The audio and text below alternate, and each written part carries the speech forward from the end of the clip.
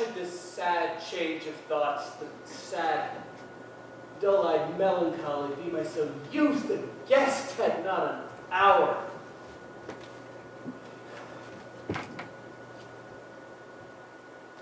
day's glorious walk, the peaceful night, the two were brief doth sleep and be quiet.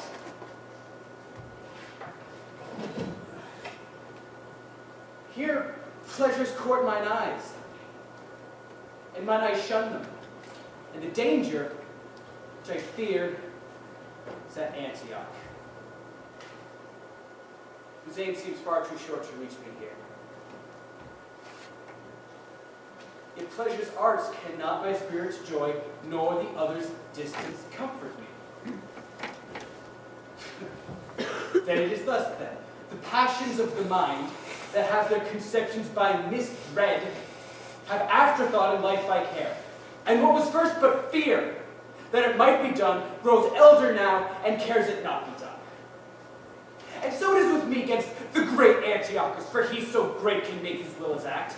Will think me speaking, though I swear to silence, nor booch at me say I honor him, if he suspect I may dishonor him. What may make him blush in being known? He'll stop any course by which it might be known. With hostile forces he'll overspread the land, and with the onset of war look so huge. Amazement will drive courage from the state. Our men vanquished ere they do resist, and subjects punished that never thought offense. Which fear for that, not pity for myself from the tops of trees, makes my body pine, my soul to languish.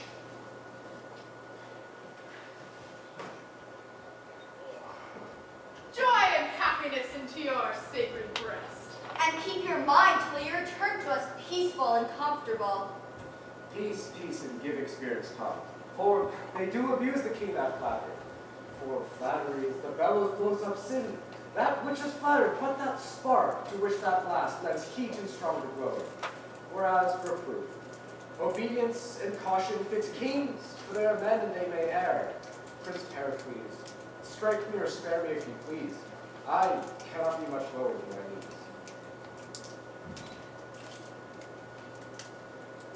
All else leave us. Let your patience overlook what shippings and landings in our port, then return unto us. Eleganus, thou hadst moved us. What seest thou in our looks? An angry frown, my dread lord. If princes' frowns hold such dart, then why durst thy tongue move to anger our face? How darest the flower look towards the heavens, from whence they've known their nourishment? Thou knowest I have power to take thy life from thee. I have ground the axe myself. Do you but strike the blow?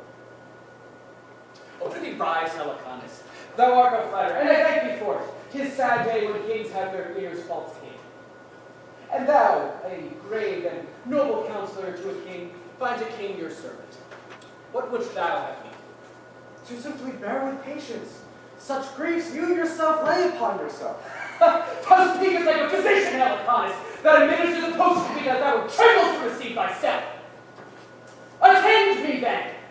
I went to Antioch, where thou knowest against the face of death I sought the purchase of a glorious beauty, by which an issue I might propagate our arms to princes and bring joy to subjects. Her face was to mine eye beyond all wonder. The rest, hark in thine ear, as black as incest. Alas, The rest, by my knowledge found, the sinful father seemed not to strike but smooth.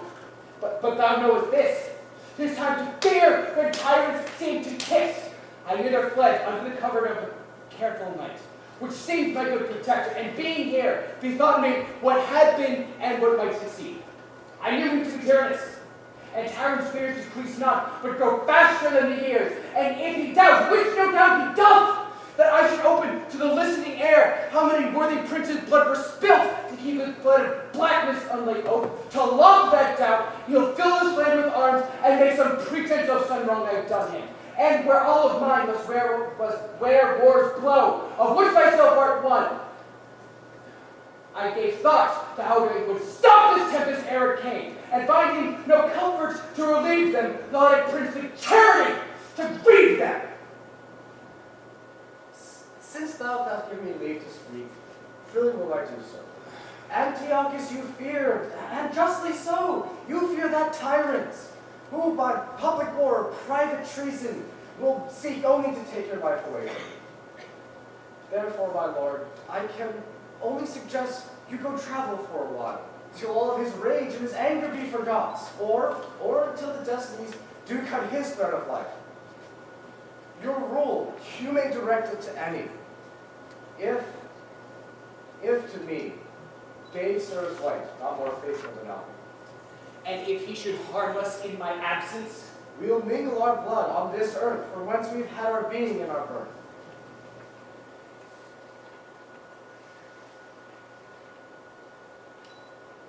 Then I good for old Tyre. I entrust my kingdom to you, and I'll not take that vow. He that makes promise and vow shall sure break both. But remember thy master to be.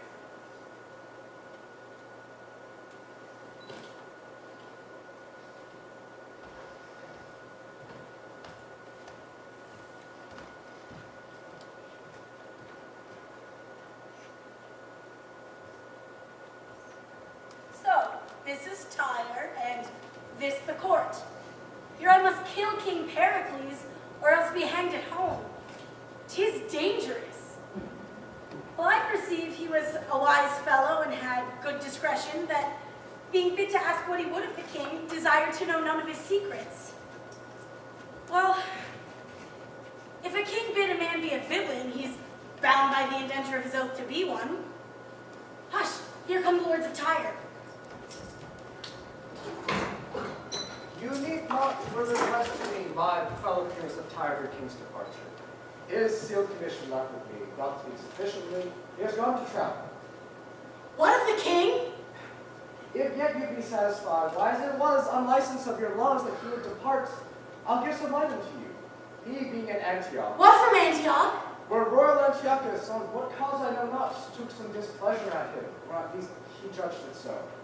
And fearing that lest he'd sin, he showed his sorrow correctness. So our master has put himself unto the shipman's foil, with each passing minute threatens his life or his death. Well, I perceive I should not be hanged now. Although I would, but since he's gone, he escaped the land and gone to sea. I'll present myself.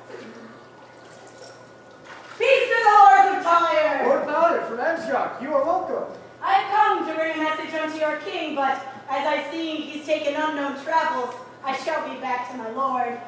We desire not contended to your master, not to us. Yet, ere you shall depart, this we desire. As friends to Antioch, may we peace in Tyre.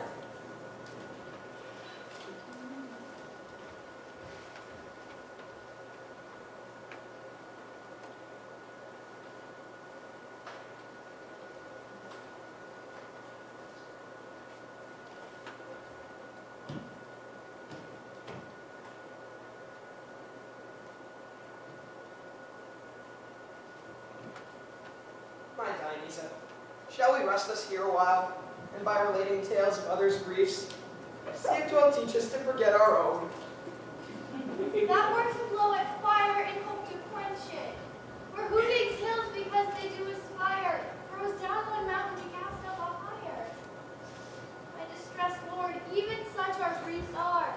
Hear they're but felt and see with mischief's eyes. Like to groves being topped, they higher rise. O Dionysa, who wanted food, but will not say he wants it, or can conceal his hunger until he famish. Our tongues in sorrows do sound deep, our woes into the air, our eyes do weep. That, if heaven slumber while their creatures want, they may awake their helps to comfort them.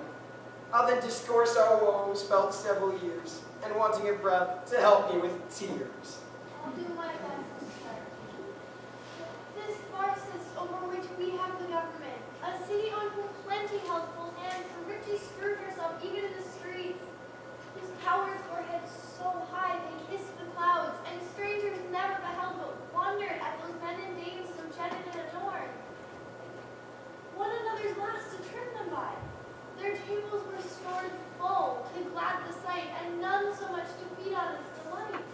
All poverty was scorned, and pride so great the name of health 'tis true. But see what heaven can do. By this our chance, these mouths who but of late, earth, sea, and air, were all too little to content and please, and they gave their creatures in abundance. As houses are defiled for want of use, they are now starved for lack of exercise. These palates, who not yet 2 summers younger, would have had inventions to delight the taste, would now be glad of bread, beg for it. These mothers, who thought none too curious to nuzzle up their babes, are now ready to eat those little darlings whom they loved. So sharp are hunger's teeth that man and wife draw lots to see who first shall die to lengthen life. There stands a boy, and there lay weeping. Here many sink, yet those who see them fall have scarce strength left to give them burial. Is this not true? Our cheeks and hollowed eyes do witness it. Let those cities that of plenty's cup and of prosperity so richly taste with their